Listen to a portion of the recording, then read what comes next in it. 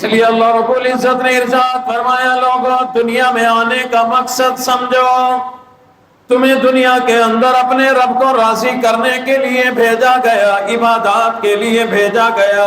اللہ رب العزت فرماتے ہیں میں نے دنیا میں بھیجا ہی اس لیے کہ یہاں رہ کر اپنے رب کو راضی کر لو، پھر اللہ کے پاس جب جاؤ گے اللہ تمہیں راضی کریں گے۔ فرمایا وَنَبْلُوكُمْ بِالشَّرِّ وَالْخَيْرِ فِتْنَةً، اللہ فرماتے ہیں میں آسانیاں دے کر بھی تمہیں آزماؤں گا، تمہیں تنگی دے کر بھی آزماؤں گا، صحت دے کر بھی آزمایا جائے گا، تمہیں بیماری دے کر بھی آزمایا جائے گا، بڑے بڑے کاروبار دے کر بھی اللہ آزمائیں گے، اور ہم غریب مزدور بنا کر بھی اللہ آزمائیں گے۔ ہر حال میں اللہ رب العزت اپنے بندوں کی آزمائش کیا کرتے ہیں، لیکن بعض اوقات کوئی بڑی آزمائش بھی آ جایا کرتی ہے۔ فرمایا جب کبھی کوئی بڑی آزمائش آ جائے اپنے رب سے مدد مانگو، نماز اور صبر کے ذریعے صبر اگر کرو گے اللہ تمہارے ساتھ کھڑا ملے گا۔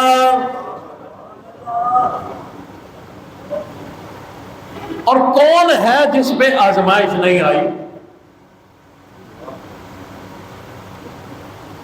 جو مال و دولت کی دھن میں غرق ہے اور دنیا والی زندگی گزار رہا ہے، پرسکون زندگی گزار رہا ہے، رب کو یاد نہیں کرتا، وہ اس گمان میں نہ رہے کہ جیسے یہاں مزے ویسے وہاں مزے، نہیں، اللہ اس حال میں تجھے آزما رہے ہیں۔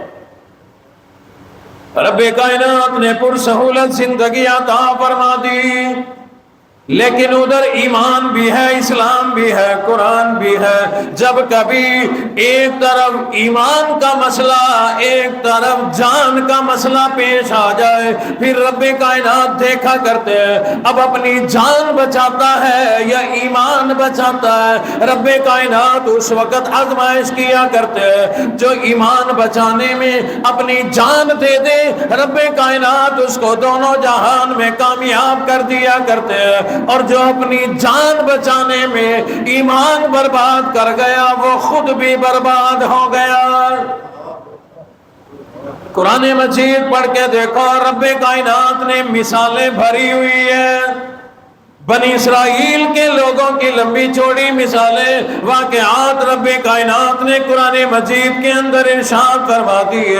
اس وقت ایمان بچانے میں اپنا مال کسی نے قربان کر دیا وہ بھی کامیاب ہے، حتیٰ کہ ایمان بچانے میں اپنی اگر جان بھی دے گیا، ظاہراً جان تو چلی گئی لیکن رب کے ہاں کامیاب ہو گیا۔ گزشتہ جمعے آپ کو ایک مختصر لفظوں میں واقعہ سنایا تھا، اصحاب الاخدود آخری سپارے اما پارے سورۃ البروج کے اندر تفصیل موجود ہے۔ وہ ایک لڑکا بادشاہ نے اپنے جادوگر کو کہا تھا جو مشورے دیتا تھا، اس جادوگر نے مشورہ دیا تھا کہ کوئی ذہین بچہ مجھے دو جس کو میں ٹرین کر دوں، جادو اور فن سکھا دوں، میں بوڑھا ہو گیا مر جاؤں گا تمہارے کام آئے گا۔